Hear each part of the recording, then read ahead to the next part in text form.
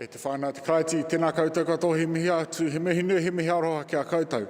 E aku rangatira e ngā kaumātu, e ngā kuia, e te piopa āwhina, tēnā koe, e ngā manuhiri tuarangi, tēnā koutou katoa. Good everyone, welcome to our service this morning. Well, welcome to all those of us gathered here this morning. Welcome to those of us who've come through the cold and the Auckland traffic, which never ceases, it seems, to gather here this morning to give thanks and praise to God. Welcome especially to our guests, our visitors from afar. Bishop, tēnā koe, greetings to you all, and greetings to myself.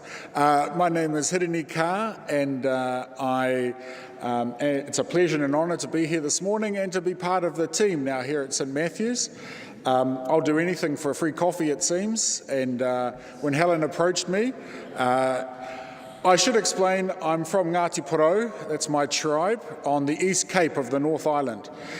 Some other people would call us, in moments of ungenerosity, Ngāti Blow, because we like the sound of our own voices. So if I'm offered an opportunity to come and talk to a captive audience for an extended amount of time, I would never say no to that. So it's a pleasure and an honour to be here this morning amongst you. George, Jocelyn, tēnā kōrua. And again, it's a pleasure to be here. I have a long connection with this church. I used to come here as a child. My father, the late Honeka, would come and preach as well because, yes, we're from the same tribe, obviously, and have the same likes.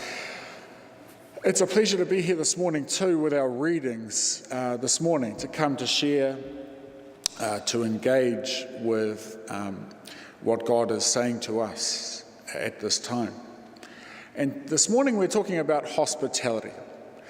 I was looking at the reading of Abraham and Sarah. Oh, a couple of other things. I lecture at the University of Auckland in history and theology. I got feedback from my students. Some say I talk far too fast. Some say I talk far too slow. So good luck with that. And I also enjoy the sound of my own jokes, so which can be hard to get at times. So if you don't get it, don't worry about it. This morning we had Abraham and Sarah. They have manuhiri come to their whare. Guests turn up at their door, unannounced, unexpected, as you do. And Abraham, straight away, we must greet these visitors, we must offer them the hospitality of our household, of this place, because that is what we do. That is what we do for visitors. And so he says to Sarah, you go and start preparing things. He says to the servants, start preparing it. Now I can just imagine Sarah and the servants just rolling their eyes, like as if we need to be told to prepare to welcome our guests. Thanks a lot, Abraham. There you go again, telling us the fairly obvious, because that's what we do. I had an auntie and an uncle, Uncle Gordon Carr, who happened to be a priest in this church, and his wife, Auntie Rosie. And they lived in Paeroa, and it was always a real honour to go and visit them, a real gift. Auntie Rosie was extremely hardworking. She only got an electric oven when she was like 80, and this was like in the late 1980s. She loved cooking off her wooden stove range. She'd chop the firewood, she'd prepare it. She'd get up like 4 o'clock every morning and start that range up, and it'd run all day. And her particular gift was the gift of cooking, of course, and particularly her homemade bread. So you'd turn up at their house and Uncle Gordon would say, Rosie, manuhiri's here, go and put the kettle on, get the bread ready. And of course Auntie Rosie in her own way would roll her eyes and just be doing it already anyway. Thanks again for stating the obvious. And if you were really lucky, you'd get there, she just prepared some bread that morning.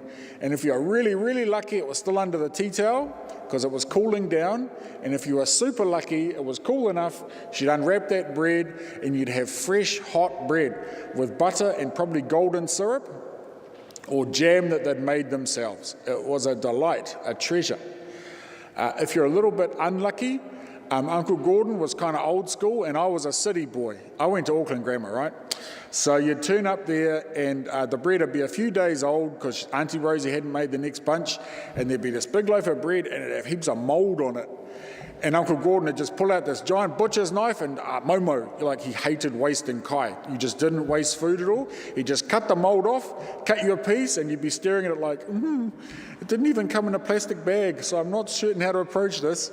But you'd eat it all the same because you were slightly terrified of this generosity and hospitality. But whatever it was instinctive.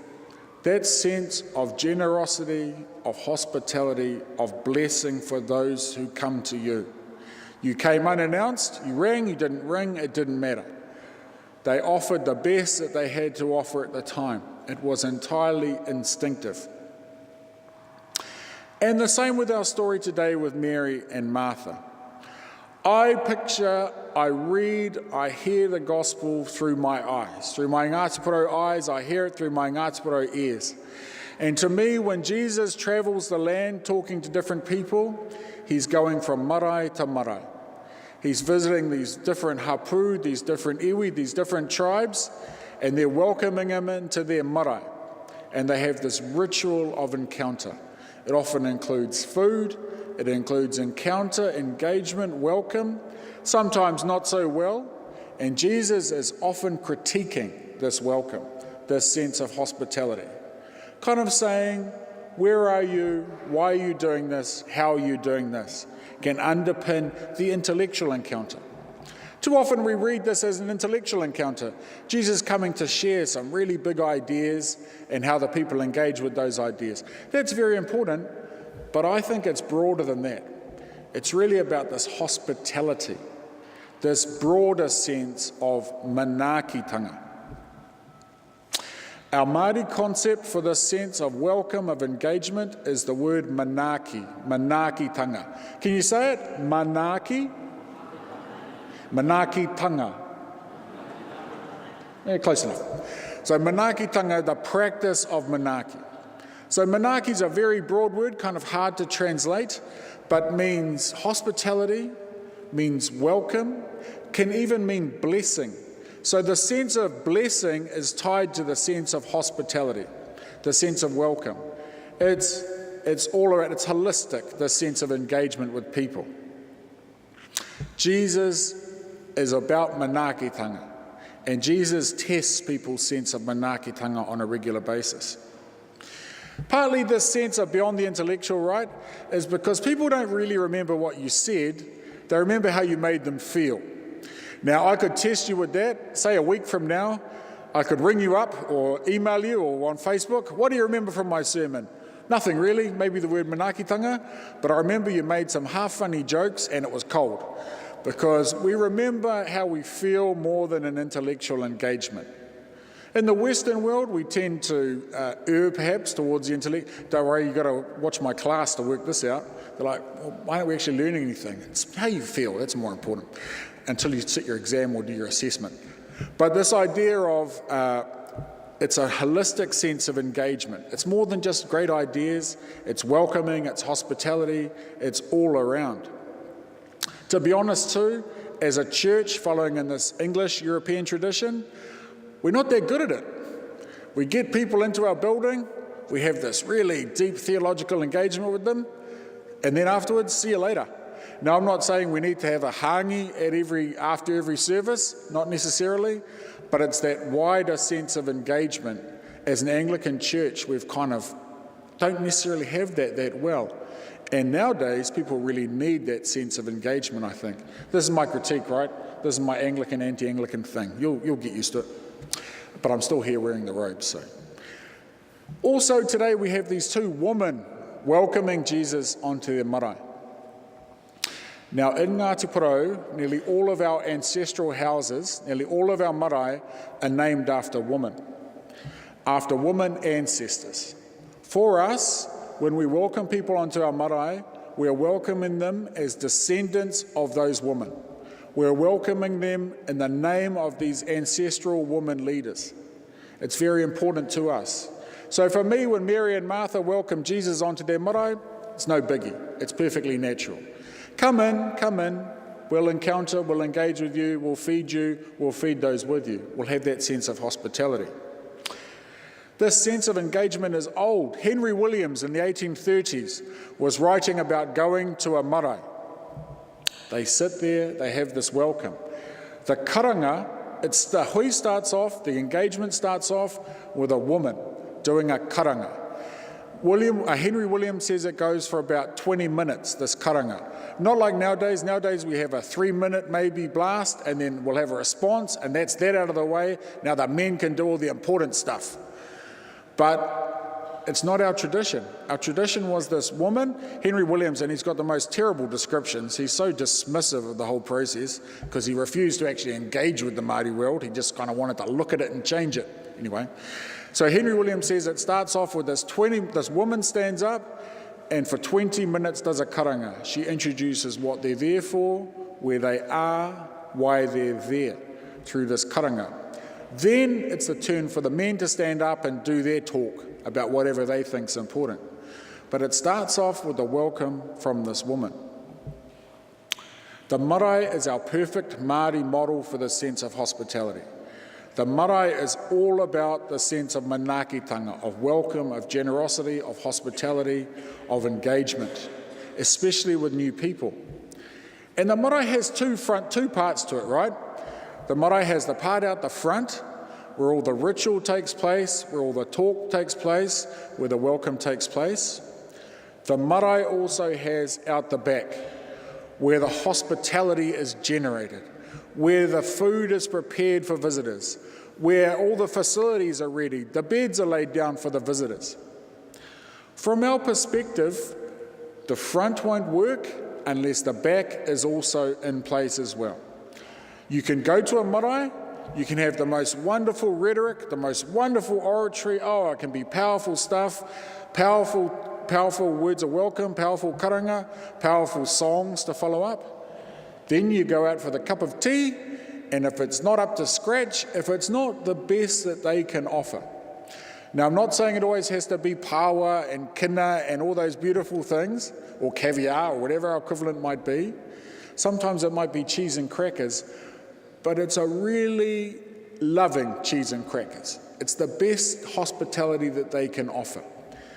If that's not there, you leave that marae thinking, actually, I'm not feeling it. Wonderful words out the front, didn't work for me out the back, didn't work for me. That marae is not, those people are not the people I thought they were. That sense of generosity. With Mary and Martha today, we have both the front and the back. It's entirely natural that Mary sits down out the front with Jesus. I know it's unusual, perhaps, in the context of the gospel, in the context of the time for her to be sitting there with the disciples. But for me as a Māori, it's like, that's cool. Of course she's sitting in on Jesus' kōrero. Of course she's listening, taking part.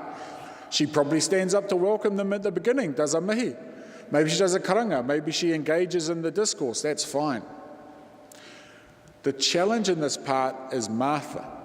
Martha is doing her role.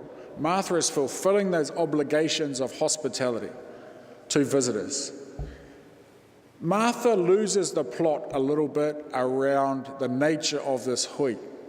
Martha comes up to her guest and says, actually, I'm a bit busy out the back, I need my sister with me. And Jesus says to her, well, actually, I think you've forgotten what's going on here. It's not just about me out the front and what I'm doing and this kōrero out the front. It's about your sense of generosity, your sense of hospitality. You need to remember why we're here, this holistic sense of welcome. They don't tell you if you enter into Māori ministry. Our ministry is really set up for a marae. We're not, you can hear from my booming voice, we're not really set up to sit inside four walls and talk heavy intellectual discourse. We're supposed to be outside, out the front of a marae in a force 9 gale. It's going to be raining. There's going to be hundreds of people. You've got no microphone. You certainly didn't have time to prepare anything. Many times I've gone outside and they told me as we're processing out that I'm preaching and there's hundreds of people there. This is marae ministry. And you've got to get across to this people, these Māori people. You've got to get this sense of hospitality. You've also got to reaffirm for them through their Māori eyes what the gospel is saying in this particular occasion. But that sense of generosity, that sense of engagement is central to our Māori ministry, our marae ministry, and of course to our whole Christian ministry. In this engagement, Martha's kind of forgotten a little bit of this kaupapa, this sense of her role is just as important as her sister's. The sense of hospitality is what this is all about. To be honest, that's a good reflection of our society today. We've lost, perhaps in New Zealand, our sense of generosity, our sense of hospitality, our sense of blessing. What's the most important part of the gospel? Love God, love your neighbour, regardless. Extend that hospitality, that generosity to your neighbour. Don't question them, don't ask who they are. The story of Mary and Martha is preceded by the story of the Good Samaritan, a story of radical hospitality, a story of those who should have been generous were not, those who shouldn't have been generous were. The Samaritan extends his hospitality to the stranger while the others didn't. Jesus is always giving us this point. As a society, we've lost that in a lot of ways. Homelessness is just the latest symptom. Could be argued, perhaps New Zealand's always struggled with that sense of hospitality because we're built on colonisation. Quite difficult to say we've always been a generous society if we're built on the economic and cultural subjugation of another. However, we are weaker than we have been in some ways. We're willing to put up with the marginalised, the oppressed, the weak. We're willing to say, well, that's just the way our society should be at the moment. It's a way that Jesus would challenge, in my understanding. It's a way that should be challenged. We see Te Puia Marae out in South Auckland extending its manaakitanga, extending its welcome, its hospitality, its generosity to the homeless, to those living in cars, to children. It's doing what we should be doing as a collective, as a people, as a nation, that we're not doing. The marae is just doing what it does. The marae is just living its life of manaakitanga, of hospitality. To be honest, too, a lot of Māori now struggle with this idea as well. You'll go to marae where they won't offer hospitality unless you've prepaid. This neoliberal ideology is creeping its way into our Māori world just as much as it is into all of our society. Our generosity is being challenged, and if we lose our sense of generosity as a people and as a culture, we've lost pretty much everything. We're turned into individual consumers who don't care for one another, who don't need one another. So I see Jesus' challenge to Martha as a reminder to all of us of the need for this hospitality without bounds, of this generosity without accounting for cost, and of this love without end. I leave you with those words. I runga te ngō te atua, matua tama wairua tapu. Amen.